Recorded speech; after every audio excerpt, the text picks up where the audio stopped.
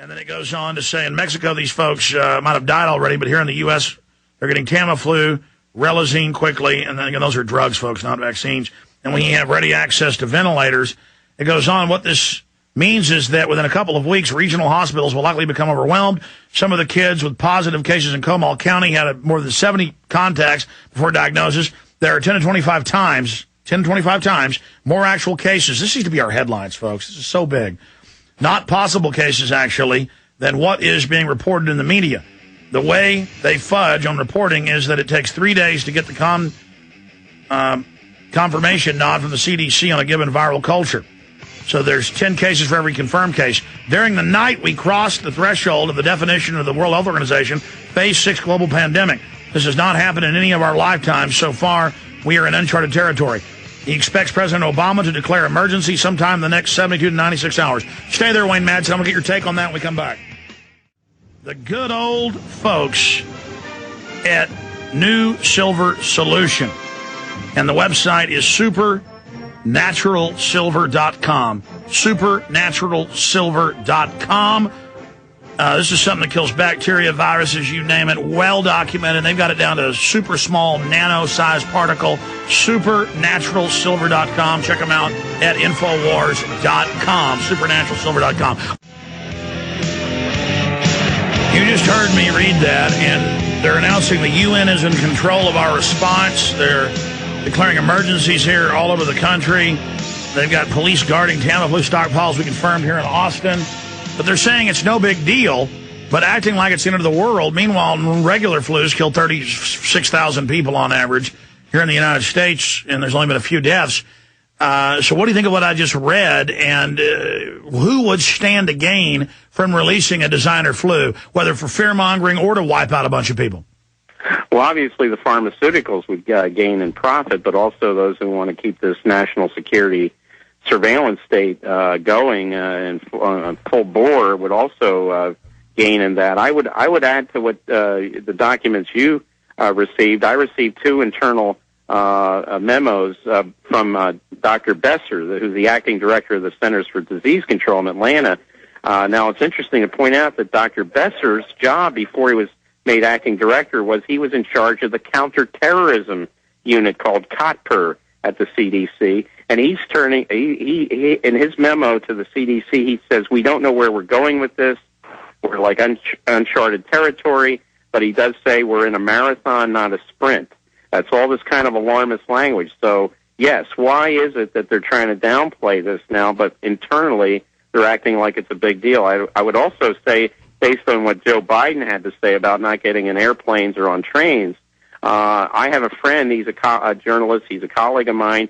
He's in quarantine today in New York City because he flew from Chicago to New York, and he obviously contracted the flu. Now, the hospital will not even do a test to confirm whether it's swine flu or not. He feels it's swine flu. It's all the symptoms of swine flu. He came down with it in the 2-day period that they say you get this flu. And here's the alarming thing.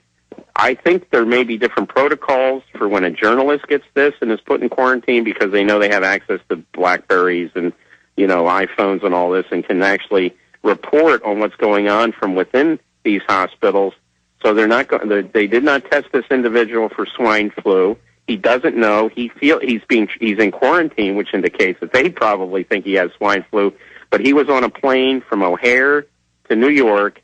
He checked there are 100 flights that arrive daily from Mexico to O'Hare Airport. So just think about the potential people who are flying on these airplanes and who may have transmitted this disease. And here in Washington, we have our first confirmed case now of swine flu. It's at the World Bank downtown, and it was apparently an individual who was in Mexico on business who came to work at the World Bank, and then they found out he had swine flu. Instead of telling this individual, don't come to work, he came to work, and now they don't know how many other employees of the World Bank may Wayne, have, you're a smart guy. I've been trying to do this, but I've been trying to compute. Let's say this thing broke out March 18th is when the Mexicans said they discovered it. So let's say early March, month and a half ago or more, almost 2 months ago. it really starts breaking last Thursday, Friday in Mexico. Here we are 7, 8 days later, and now hysteria's here. So I guess you're going to see they say with most flus like this, the peak's about 80 to 90 days. So we're probably, 60, 70 days till we see the peak of this here. And so I guess it's going to be, a week or two till we see if there's start to be deaths, tens of thousands of cases, or are they going to go the route of just shutting everything down and telling us, there's only 150 cases, but then I talked to people calling me from Mexico and doctors and calls from Mexico. They say there's vomiting, death in small towns, death at every hospital. BBC reports doctors by name in hospitals with saying there's dead people everywhere. I mean, what the hell's going on, and why am I getting hack attack completely blasted? I mean, This is the... Well, I would just go on, having a friend who is in quarantine with suspected swine flu, and they're not telling him. The story kept changing. The hospital said, look, we don't have the means to test you for swine flu. Well, that's pretty scary alone if they don't. It must be widespread then. It must be means. And then they say, well, no, it's not us. It's the CDC says we can't test you for swine flu. This is incredible. Everyone who came in his room had to wear a mask. He had to wear a mask. I can tell you here in Washington, the drugstores, the two major chains, CVS and Rite Aid, are out of Tamiflu. That stuff, and you figure where these drugstores are located. I live between the CIA and the Pentagon, so every drugstore now is out of Tamiflu, and they're out of these surgical masks. Well, what do these people who work at these facilities around this area know that we don't know? Now we have, of course, our first confirmed case of swine flu here in the District of Columbia. Wayne Madsen, consultant at the NSA, syndicated writer for major publications, reporter in D.C., and the District of Criminals. Are you saying the motive is with Big Pharma and the government, a smokescreen for the political collapse, the death of Chrysler, all of this grandstanding by the leadership of the government when the public is on the verge of revolution, or is this them just not knowing what's happening and they're panicking? I think the evidence all points towards, like you said, with this designer virus, I think it's a staged event. But the question is, have they released something really deadly on us, or are they make-believing it's really deadly and hyping it? What's your take? Well, is it the placebo virus that they're getting us ready for the really nasty one? Who's to know? We do know that with all the work action around the world, the French employees taking their bosses hostage, massive street demonstrations against what's going on with the... They tried to kill the Queen with a car. It went after their reviewing stand and killed 3 or 4 people. Incredible photos up on the Infowars.com. And we were talking about a summer of rage in Britain. The G20 was only a taste of things to come in London. So, yeah, there was... all this is now off the news, as is all the torture, stuff, and it's been replaced with this story. It does seem a little convenient. Let me ask you this. It's go ahead. on a 24-hour news cycle, but now we have 24/7 on swine flu. Not to downplay it, I think it may be a lot more serious than, of course, based on what I'm reading internal memos, than what they're stating publicly. Now, though, better than I, because you've been in government, I've just seen them do this from outside, that they will strategically lie to police and locals, telling them, like, Bush told police, there have been lots of secret terror attacks every time a chemical plant would blow up or something. There have been lots of secret terror attacks. That's why we're taking all the rights, but don't tell the public. It'll panic them. They could also be feeding the locals like they did with the last bird flu freakout 2 years ago, saying millions would die and they didn't, like they did with the SARS 5-6 years ago, saying total death and it didn't happen. I mean, what's the chance of it is just a total hoax? There's only been a few deaths, and they're just hyping it. Well, I remember we had the West Nile virus scare, too, here.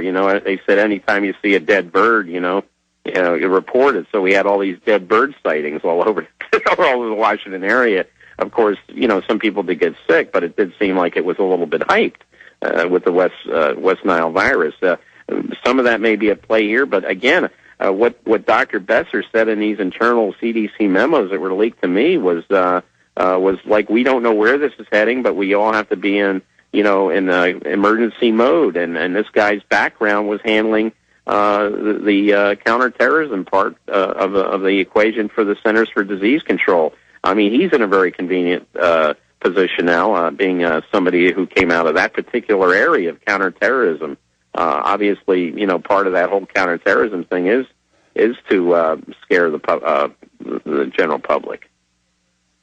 Yeah, well, things are getting really bizarre. Speaking of PSYOPs, day one, within hours of the giant plane, one of the Air Force Two, one of the 4 extras they have as part of the Imperium. Now, Pelosi has several of her own cruisers.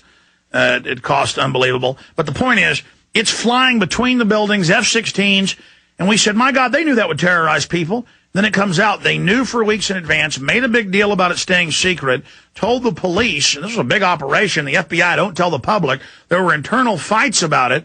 Then they fly it through and terrorize him, and Obama laughs and says, I didn't know about it. It was a photo op. No one asked a photo op for what? Well, a PSYOP, a photo op. Was that to reconjure on top of the bird flu a 9/11 like this is the biological 9/11?